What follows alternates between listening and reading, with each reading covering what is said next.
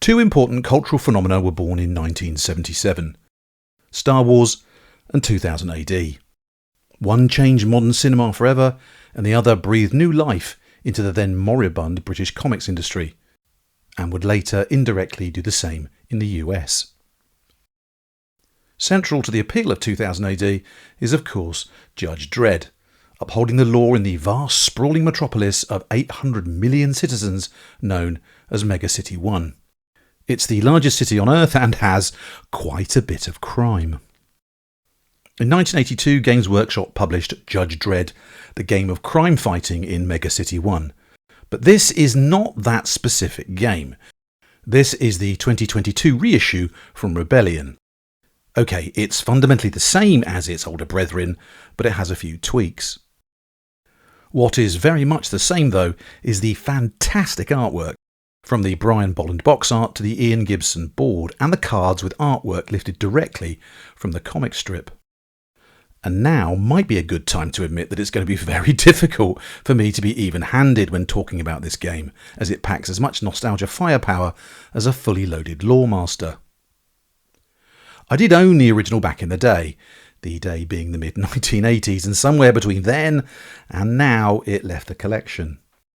I never got round to picking up another copy, but when Rebellion had this on sale bundled with Mega and Blockmania for £30 plus postage, it was too good to miss.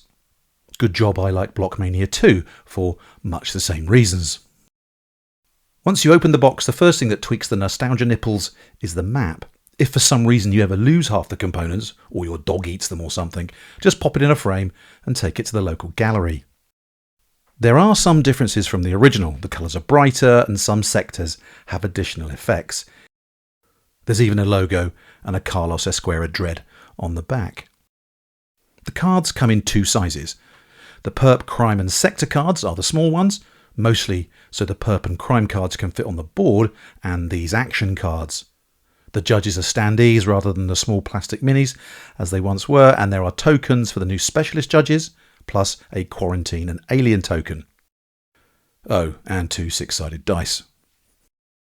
The rulebook is well laid out and easy to follow, but do not be fooled by the 16 pages. Only 6 of them cover the rules. The rest acts as a sort of bibliography for the locations, crimes and perpetrators you'll come across in Megacity 1. At the start of the game, the map has 6 crimes underway, but the perps are unknown. Beginning at one of the starting sectors, the judge's goal is to move to a sector, reveal the perp and make an arrest. The judges have a strength of 6 plus a d6, or if you're more D&D inclined, d6 plus 6. Each perp has a strength value, as does the crime they're committing, plus a d6. To make a successful arrest, the judge's total needs to beat the combined total of the perp and the crime. However, before any dice are rolled, the judge can improve their chances by playing action cards. Other players can either support or sabotage them by playing their action cards.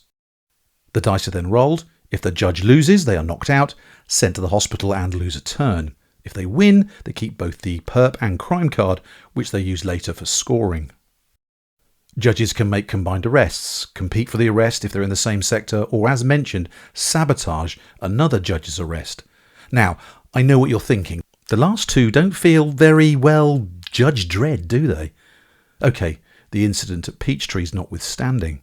But I guess it's tough on the streets of Megacity 1. At the end of each turn, you draw new crimes and perps, so there's a total of 6 on the map, and then you get another action card. And this is where you might want to think a little bit about hand management. Having more action cards, up to 6, gives you more options, but spending them all to hinder another judge, or for example to arrest Judge Death, means you either have to travel to locations with a replenish icon or keep out of trouble and wait for a new turn. Just an aside for a second, 6 seems to be the magic number with this game. Judge's strength, 6. Crimes on the board, 6. Perps on the board, 6. Maximum number of action cards you can hold, 6. Specialist judges, 6. Number of pages of rules in the rulebook, yep, 6. And of course, 6-sided dice. Oh, no less. That's the magic number. There are 3 game modes to control the length of the game, which generally involve emptying one of the sector, perp or crime decks. Once one of these criteria have been fulfilled, as is tradition, the judge with the most points wins. Well, that's a tricky question. You come for the nostalgia and iconic artwork and stay for the same reason. The gameplay is not the draw here, despite all the new and admittedly modest modifications and additions. This game is all about theme. It's all theme all the time. So anyone not raised on 2000 AD has probably already gone and watched another video.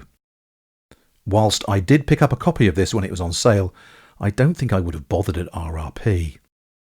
Yeah, I know I said all about its nostalgic value, and it is pure, unadulterated nostalgia bait, but even that has limits. So if this does pique your interest, wait till they have another sale or throw yourself at the mercy of the pre-loved market. In conclusion, Judge Dredd, the game of crime fighting in Mega City 1, is catnip for 2000 AD fans, some of whom might be able to resist.